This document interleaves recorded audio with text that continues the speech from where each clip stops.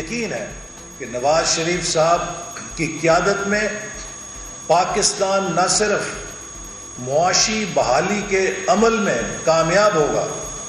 بلکہ نواز شریف صاحب کی جو بین الاقوامی پوزیشن ہے،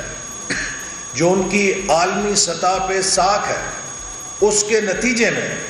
ہم پاکستان کے تمام دوست ملکوں سے مثالی تعاون حاصل کرنے میں بھی کامیاب ہوں گے تاکہ پاکستان کی معیشت کو مضبوط بنیادیں ہمیشہ کے لیے فراہم کی جا سکیں۔ چین کے ساتھ، روس کے ساتھ، یورپین یونین کے ساتھ، امریکہ کے ساتھ، خلیجی ممالک کے ساتھ اور وہ تمام ممالک جن کے ساتھ ماضی میں نواز شریف صاحب نے بہترین تعلقات قائم کیے، انشاءاللہ تعالی یہی تعلقات مستقبل میں پاکستان کو ان ممالک کی منڈیوں تک رسائی دینے کا ذریعہ بنیں گے۔ آج پاکستان کا سب سے بڑا چیلنج یہ ہے کہ ہم نے اگلے 3 سالوں میں $70 ارب سے زیادہ قرضے ادا کرنے ہیں۔ اس وقت ہمارے پاس کسی نئے تجربے کی گنجائش نہیں ہے۔ ہمیں نواز شریف جیسے آزمودہ تجربے کار طبیب کی ضرورت ہے کہ جو ان 3 سالوں کے اندر ملک کی معیشت کو اس قدر تیزی کے ساتھ اٹھائے کہ ہم یہ قرضے ادا کسی کے آگے کشکول نہ پھیلائیں۔ یہ قرضے ادا کرنے کے لیے ہم کسی سے امداد نہ مانگیں، ہم مزید قرضے لینے پہ مجبور نہ ہوں، بلکہ پاکستان اپنی برآمدات کے ذریعے، پاکستان اپنی ترسیلات کے ذریعے، پاکستان اپنی خود انحصاری کے ذریعے اور پاکستان اپنے وسائل کو ترقی دے کر، اپنی قومی پیداوار میں اضافہ کر کے اپنی مدد آپ کے تحت اس لائبلٹی کو پورا کرے اور پاکستان کی معیشت کو ہمیشہ کے لیے ہم بیرونی امداد کی زنجیروں سے آزاد کرا دیں۔ نواز شریف صاحب کا بیانیہ اسی امید کے گرد ہے۔ نواز شریف صاحب کا پیغام پاکستان کے عوام کو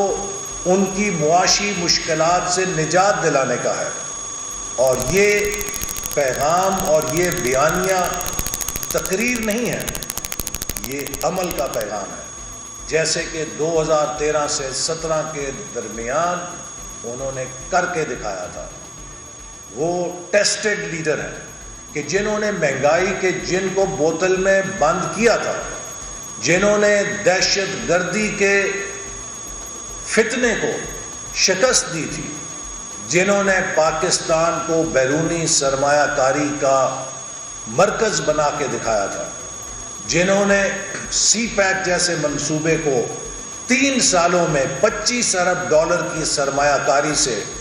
پوری دنیا کے سامنے ایک کامیاب ترین مثال کے طور پہ پیش کیا تھا، جنہوں نے پاکستان کی ٹیکنالوجی کو ترقی دینے کے لیے بہترین پالیسیاں متعارف کرائیں۔ اور آخر میں یہ بات کہنا چاہتا ہوں کہ 3 دفعہ نواز شریف صاحب نے پاکستان کو ایشیا کا ٹائیگر بنانے کی کوشش کی۔ 1990 میں